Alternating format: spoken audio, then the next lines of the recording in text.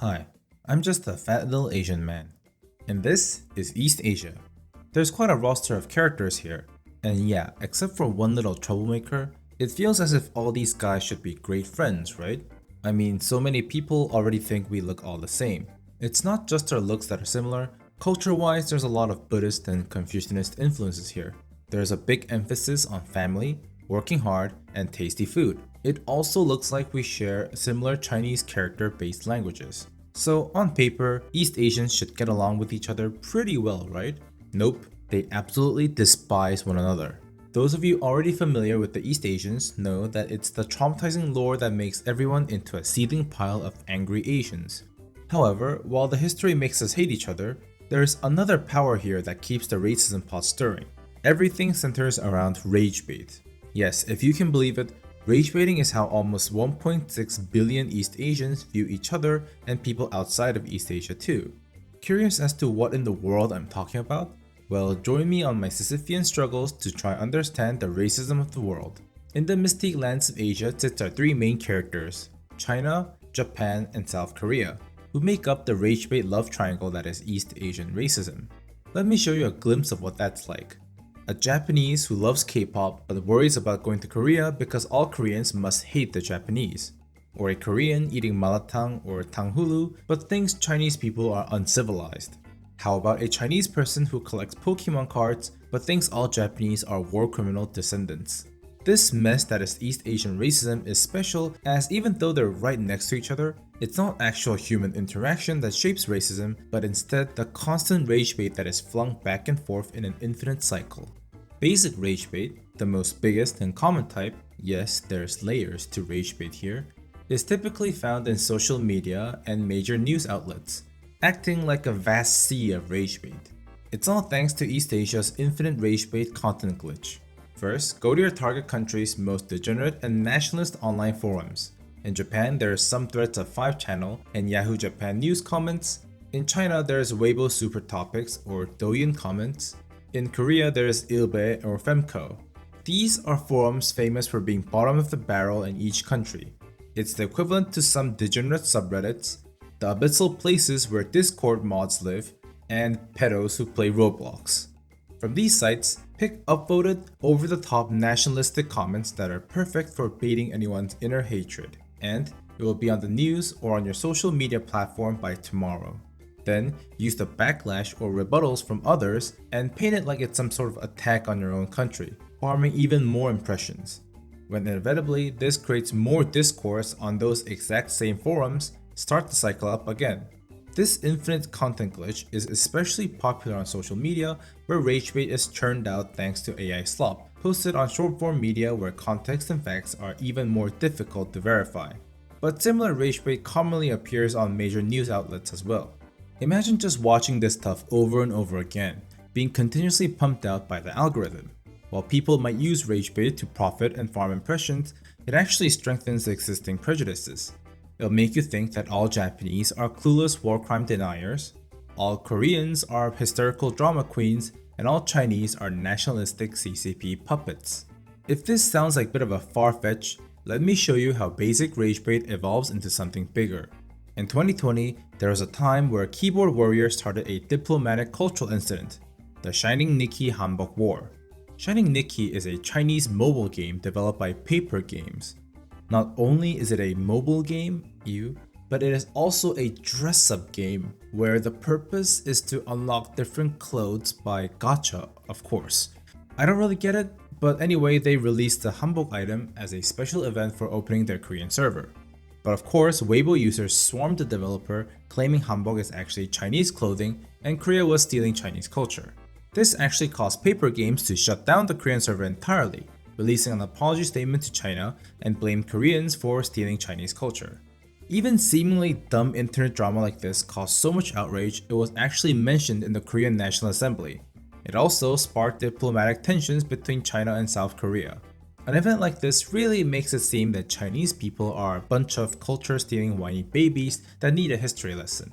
I mean, what did you really expect from mobile dress-up gamers? But that's not the full picture.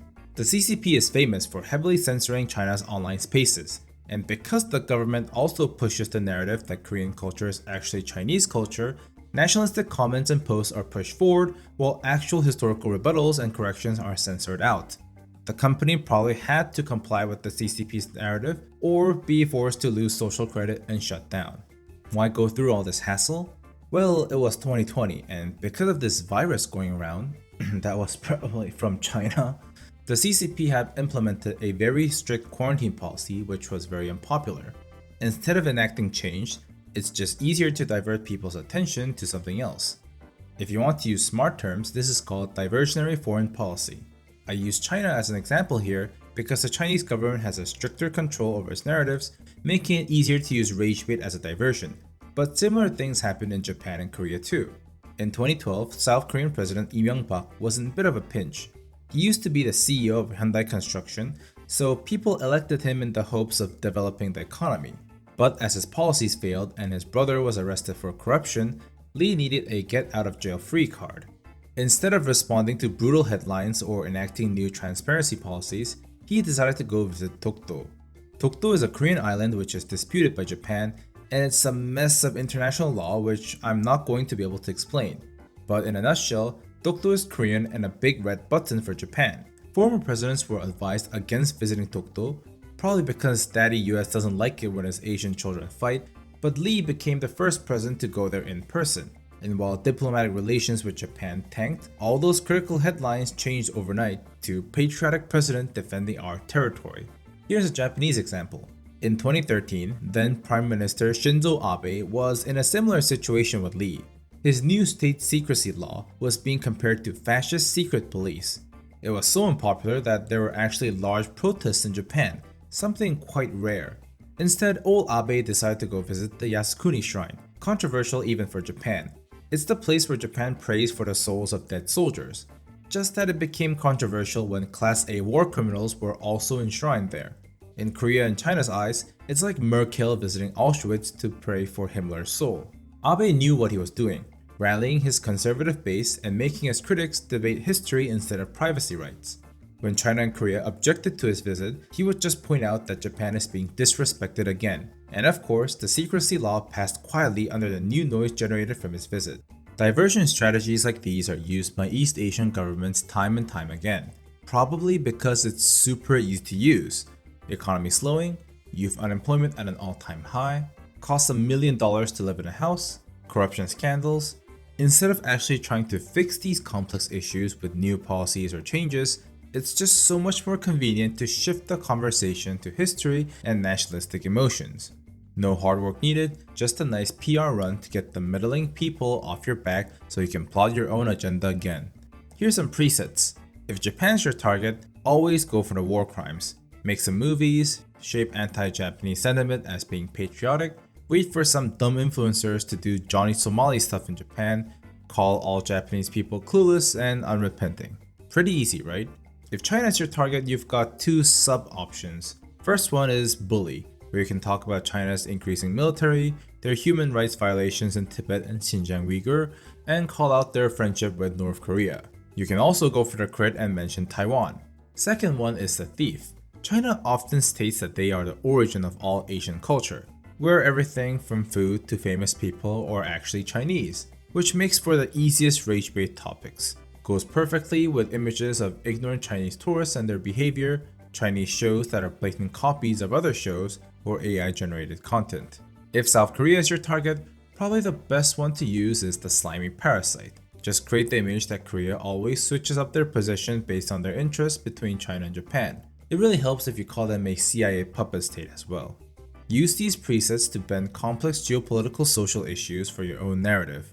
It will probably worsen international relations and fuel long-lasting racism against neighboring countries, but who really cares about that anyways?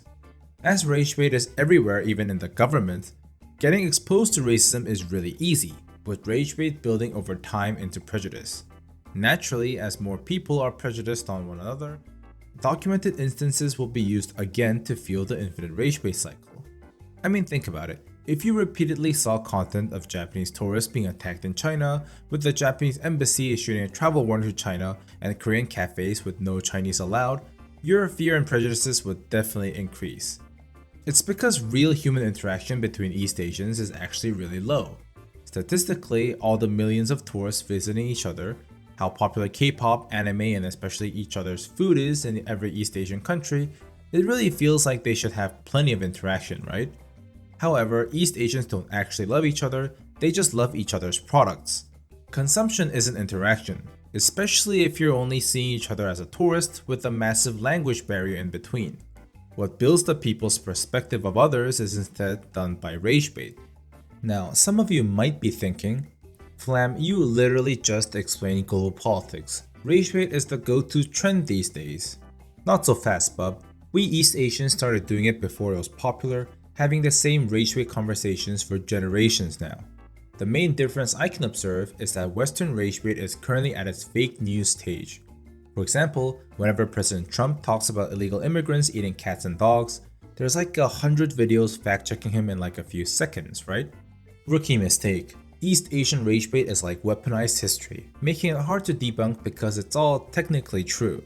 Let me explain using what is possibly the most integral part of East Asian Ragebait, the Japanese war crimes. Unlike what some anime profile pictures might tell you, Japanese war crimes really did happen.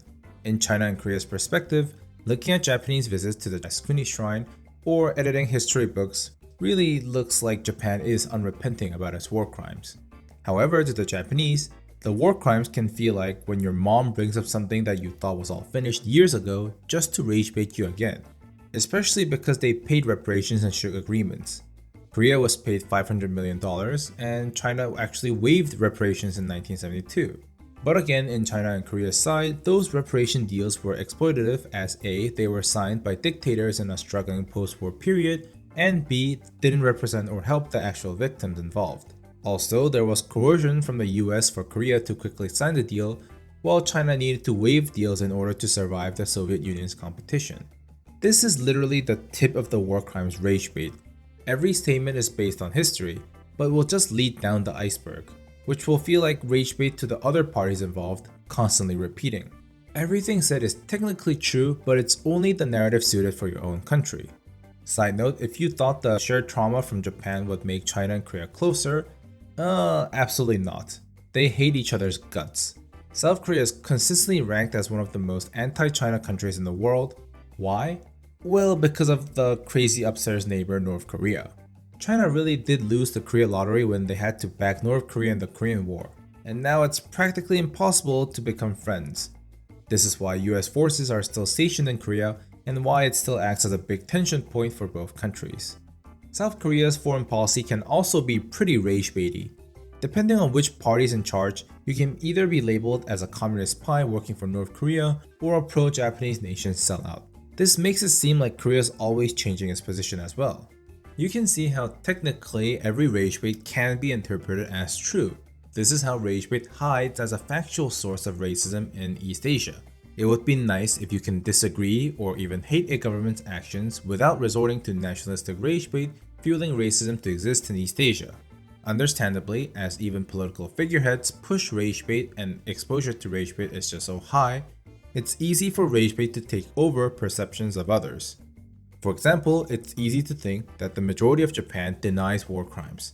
However, the angry, vocal war crime deniers are the minority, with most Japanese rejecting attempts to return to the imperial times. If you drive around screaming nationalist slogans, Japanese people consider them as nuisance or gangsters, not patriots. Likewise, when you see videos of Chinese tourists defecating on the sidewalk, it's easy to think all Chinese people are uncivilized. But when you actually go to Chinese cities, the people are friendly, it's pretty clean and otherwise just a bunch of typical neighborhoods.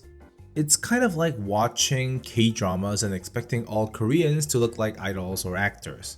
When you land in Seoul yourself, you'll see that most men don't look like V from BTS. Also, East Asians are just too busy working long hours to really post their opinions on community forums about politics. We're so tired, we watch dating shows instead of actually dating. Media is never enough to represent reality going on in a country's people. I have a friend who watched so much webtoon, he thought Korean high schools have secret clubs to train criminal agents. This is also how non-East Asians are perceived as well.